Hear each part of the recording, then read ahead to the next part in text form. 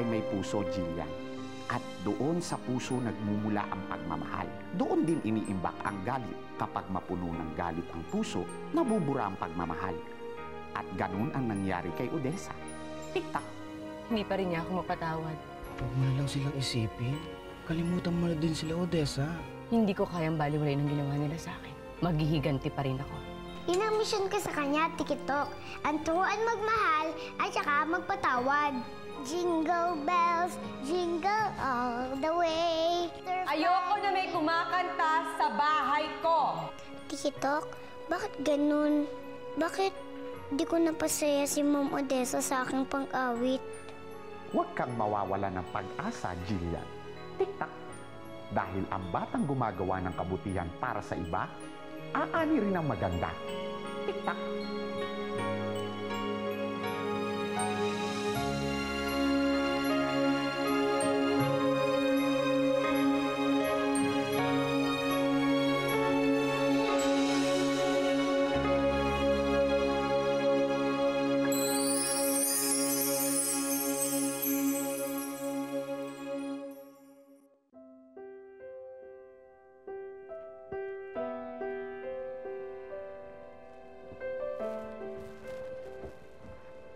Siya po ba ang itay niyo? Namimiss niyo na po siya? Hindi. Gusto ko na nga sunugin yung picture na yan eh. Ay, wag po kayo lumaban sa mga matatanda at saka wag po kayo magalit sa iyong itay. Paano mo nalaman na galit ako kay Papa? Sino nagchismis sa'yo? Alam mo ikaw lang ang manikang chismosang nakilala ko. Gusto mong matuwa ako sa'yo? Maglinis ka ng bahay. Chismosa ni batang chismo. Iniinis mo ba ako? Hindi po. Bye-bye! Nakikita kita! Ay, hindi po, naglilinis lang po ako.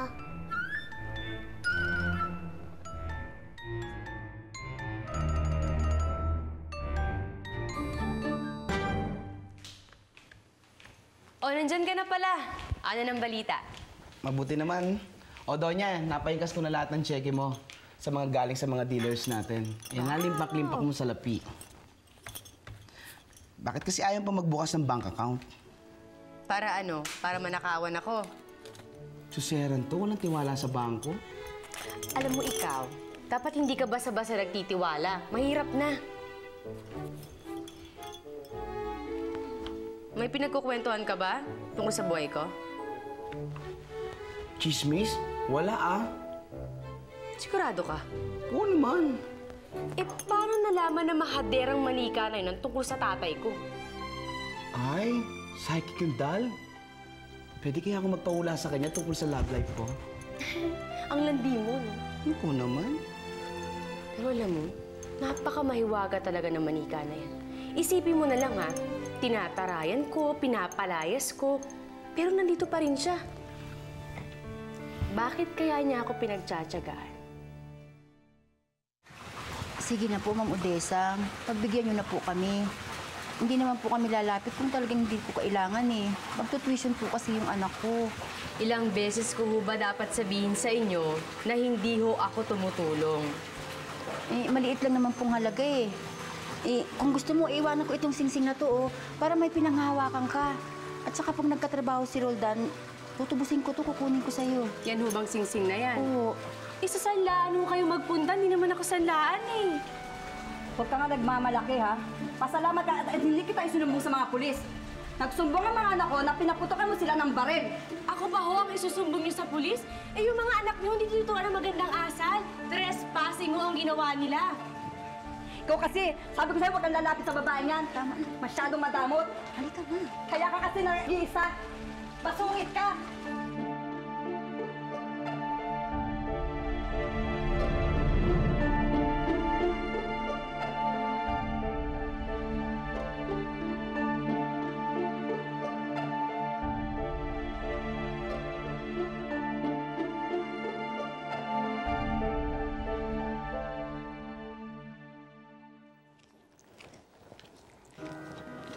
Ano po yung ginagawa niyo?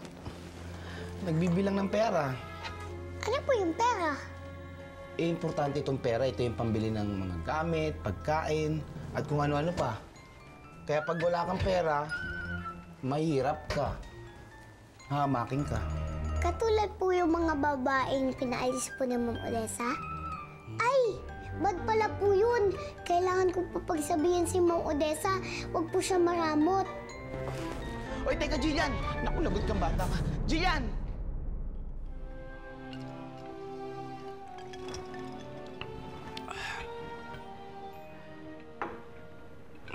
Salamat. O ikaw, bakit mo naman sinabihan si Odessa ng maramot? Yan tuloy, wala na siya sa mood ngayon. Totoo naman po ang sinasabi ko eh. Bakit po madami siyang pera? Ba't ko naman sasabihin sa'yo? Hindi naman ako chismoso, no? Pero bilang hindi naman ako malihim na isang tao, magkukwento ako sa'yo. Alam mo, dati hindi naman siya mayaman. Tulad ko. Kasi after namin makapagtapos ang pag-aaral nun, isa lang siyang ordinaryong empleyado. Magkasama kami noon nakapasok sa isang kumpanya.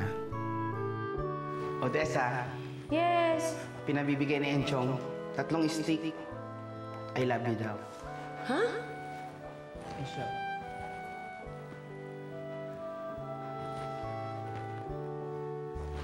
Sister Ed, ba't tayong pang sagutin si Enchong? Para maka-move on naman tayo sa banana cue. Maging banana cake naman. Alam mo, wala naman akong panahon sa pag-ibig ngayon. Kailangan ko magtrabaho, tsaka ang dami ko pang gagawin, no? Alam mo na, kailangan ko to. Eh kung ganun, huwag si Enchong ang sagutin mo. Sagutin mo yung matabang isda. Wait, Excuse me, Miss Odessa Fuentes, flowers po. Ay! Flowers? Ma'am, pasay na lang po. Ay, sige. Dito? Salamat po. Salamat. Uy, Sister Ed, sino nagbigay sa'yo niya? Ang ganda naman. Kanino kaya galing to? Ang ganda? Nagustuhan mo ba? Sir,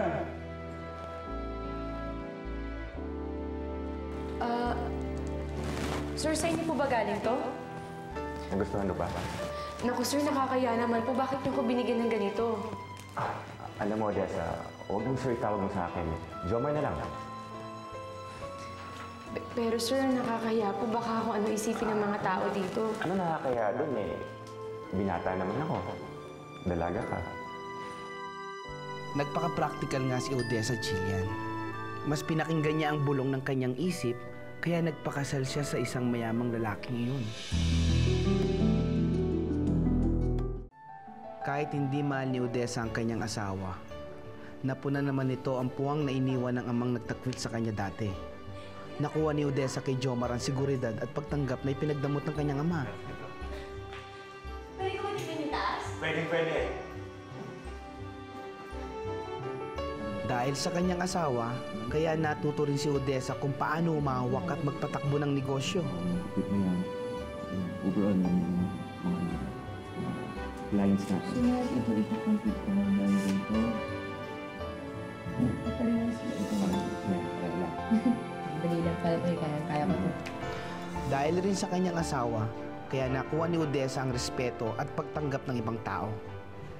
Pero sa kabila nun, hindi pa rin magawa ni Odessa na magmahal. Hindi niya pa rin magawang isuko ng buo ang sarili niya. Siguro kaya ganun siya ay dahil sa masasakit na pinagdaanan niya. Kaya takot na magmahal si Odessa hanggang namatay sa isang aksidente ang asawa niya. At bilang wala namang kamag-anak ang kanyang asawa, kay Odessa napunta ang lahat ng yaman nito. Kaya ayun, marami na siyang pera, mayaman na siya.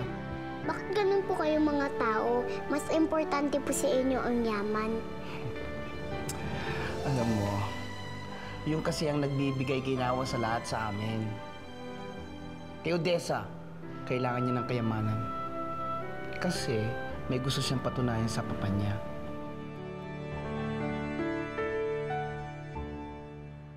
Oo. Hawak ko na ang kopya.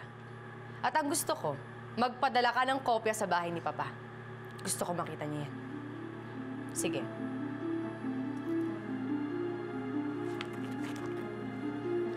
Ewan ko lang talaga kundi lumuha ang mata na mag-inang yan sa inggit.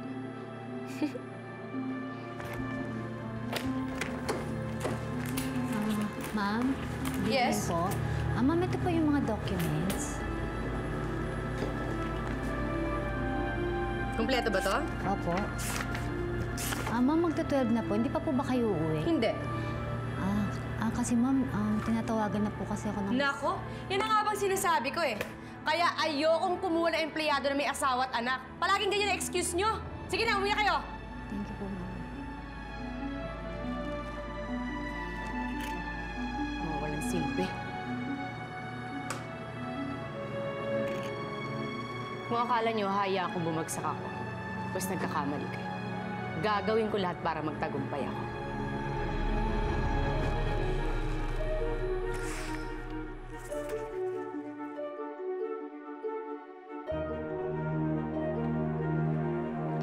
Thank you.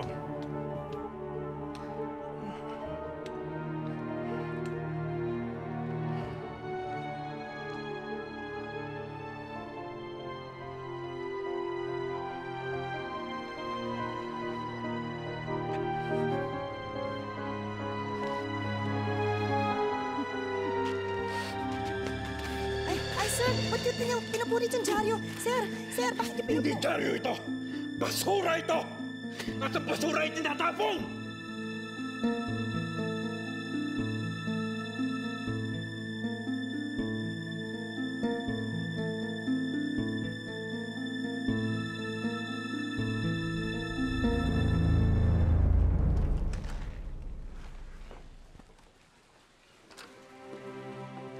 Magandang umaga po. Buti na lang po at umuwi na po kayo. Halika po, po tayo.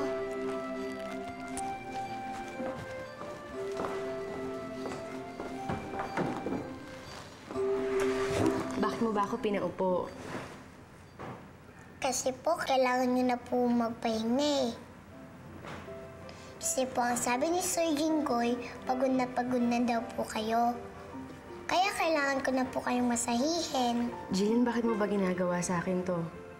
Kasi po, alam ko po may kasalanan po ako sa inyo. Sorry po sa pangingialam ko po sa inyo, At saka sorry po sa mga sinabi ko po sa inyo kagabi na masasakit. Ka nga dito? Napatawad na kita. Talaga po? Oo. Pinapatawad niyo na po ako? At wala na sa akin yun. Sana ganun din po kayo sa papa niyo. Mabilis po mapatawad. Alam mo naman ang ayoko sa lahat, hindi ba? Yung pinakikialaman na yung buhay ko. Ngayon, kung gusto maging mabait ako sa'yo, ayoko na inuungkat mo yan. Hindi mo alam kung anong ginawa niya sa akin. Hindi niya ako pinahalagahan.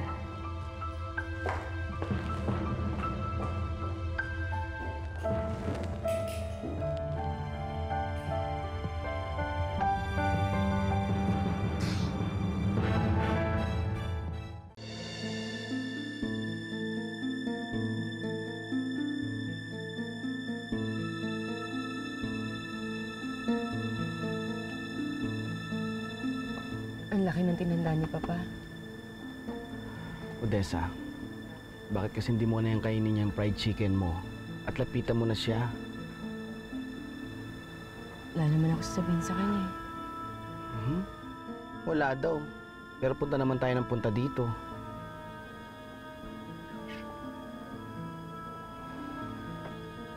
Teka. Bakit ka nangingiti si Papa? Tapos ngayon, curious ka. Lapitan mo na kasi. Ka na.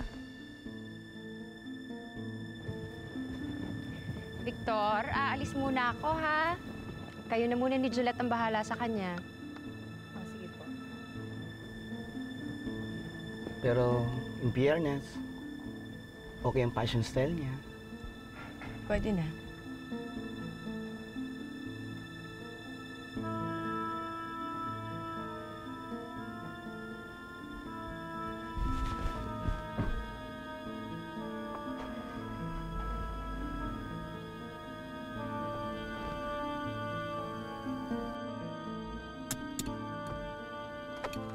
Ano, apply na tayo? Saan naman tayo pupunta? Susundan natin si Tita Carmen. Ay, Odessa. Anong ginagawa natin dito? Magsusugal ka. Hindi bagay sa'yo, no? Ano ka ba? Susundan natin si Tita Carmen.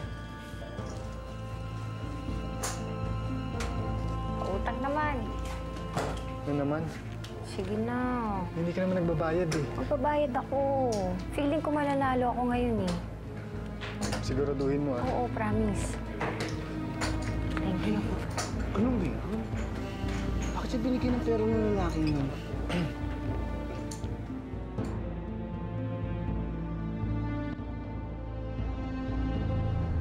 Hi!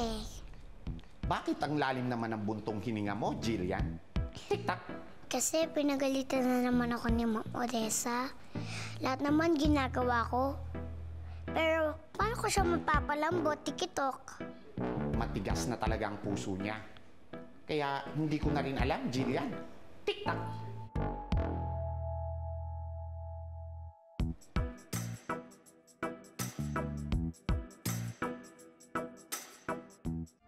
Ate, saan ka pupunta? Basta sumunod ka na lang.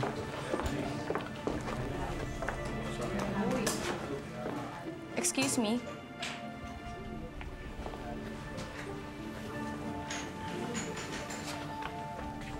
Matagal na ba nagsusugal yung babae niya? Sino? Si Mrs. Fuentes? Oo. Teka, sino ka ba? Stepmother ko siya. At gusto kong bayaran lahat ng utang niya. Malaki na. Ayoko nang pautangin eh.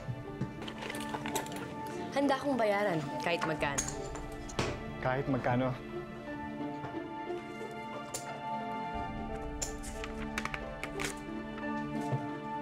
Ikaw nang balang maglagay kung magkano gusto mo. Pero sa isang kondisyon. Ayoko na ipaalam mo sa kanya na sa akin siya may utang.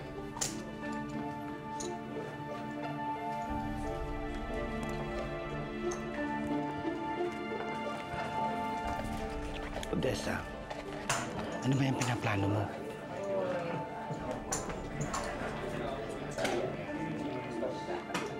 Gusto ko lang namang mabaon siya sa utang. At pagdating ng panahon, saka ako sila haharapin. Ewan ko na lang talaga kung hindi pa nila ako kilalanin.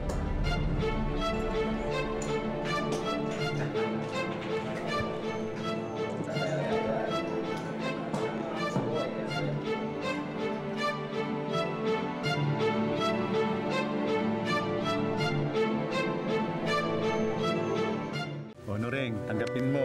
Nag-ambag-ambag kami kanina sa meeting sa barangay. Huwag ka nang problema. May pang-exam na anak mo bukas. Salamat, Kapitan, ha. Sa inyo, salamat, ha. Alam ko naman, nagigipit din kayo sa pang-araw-araw nyo. Wala yun. Ganyan naman talaga tayo magkakapit-bahay, di ba? Nagdadamayan. Ang Odessa lang naman na nag-uumapaw sa karamutan. Kung sino pa yung biniyaan ng marami, siya pang masungit at maramot. Naku, hayaan na natin siya. Baka naman may pinagdadaanan siya na hindi natin alam, kaya siya nagkakaganoon.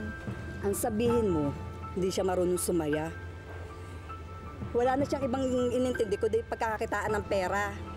Kaya ngayon, hindi niya ma-enjoy ang buhay. O, kaya yung kanyang pagkamakunat, umabot na hanggang sa puso niya.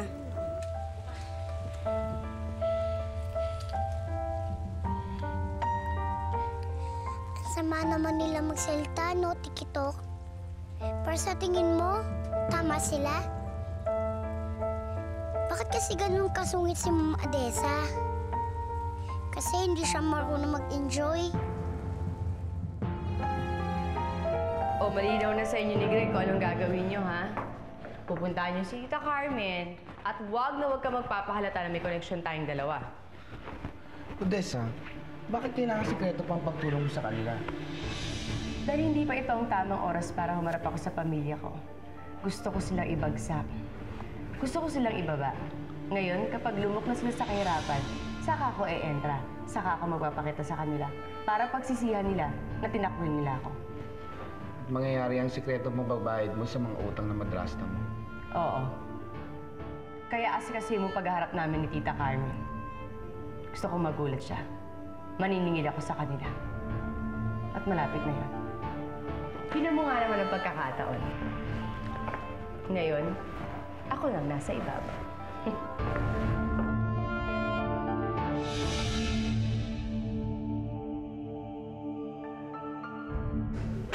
Greg, sige na naman pagbigyan mo na ako.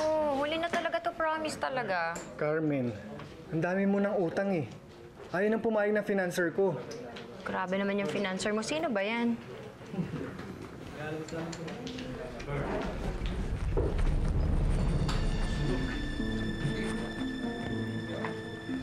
Malaki-laki na rin ang utang mo sa amin.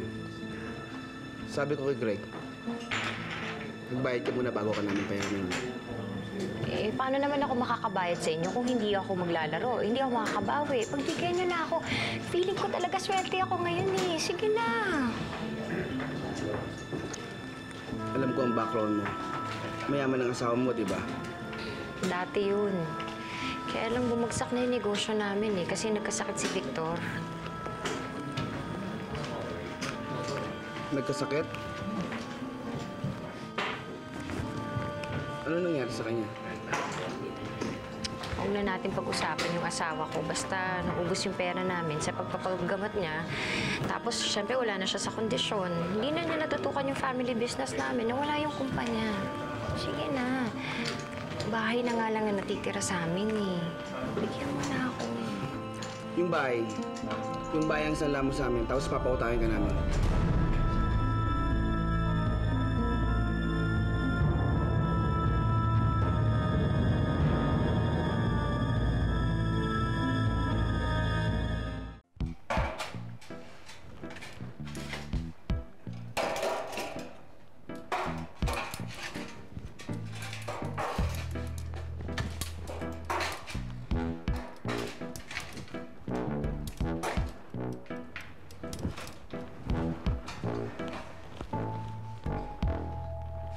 Paano kaya ito buksan?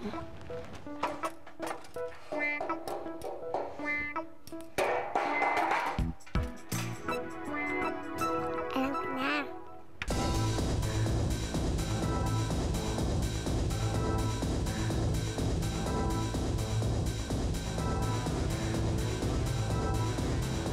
Jillian! Bakit ba ang ingay-ingay? Ha? Nakita mo, di ba? Nagtatrabaho ako, may work ako! Work na lang po kayo ng work. Halika po, mag-enjoy naman po tayo. Magsayaw naman po tayo. Enjoy? Work? Hindi nga ako sumasayaw eh. Ikaw na lang sumayaw. Gusto mo? Aba, talagang sumayaw ka ha?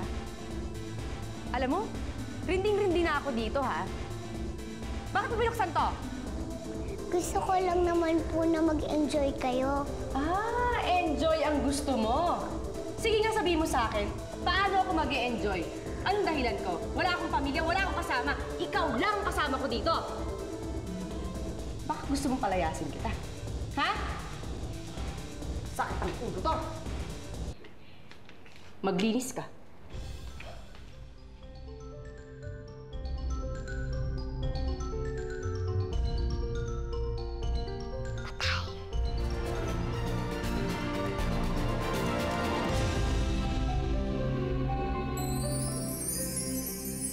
Yung bahay namin, ang gusto mong isanla ko sa inyo. Kung ayaw mo, bayaran mo na ang utang mo sa amin. Naawa lang ako sa madrasta mo. May sinabi siya sa akin eh. May sakit daw ang papa mo. Ano daw sakit ni Papa? Ito ang anak ko. Ito si Odessa. Anong tinitingnan mo dyan sa langit? Naghihintay ako ng falling star. I-wish ko na sana magbago na si Miss Odessa. Anong ginagawa mo dito? Nandito ako para maningin. Sa'yo ako may utang? Sino ka ba? Sino ako? Ako po yung anak niyo. Papa, ako po si Odessa. Di kita anak! Lumayas ka! Binaliwala niya ako na kahit anong gawin ko, hindi niya ako matanggap. Hindi niya ako mahal.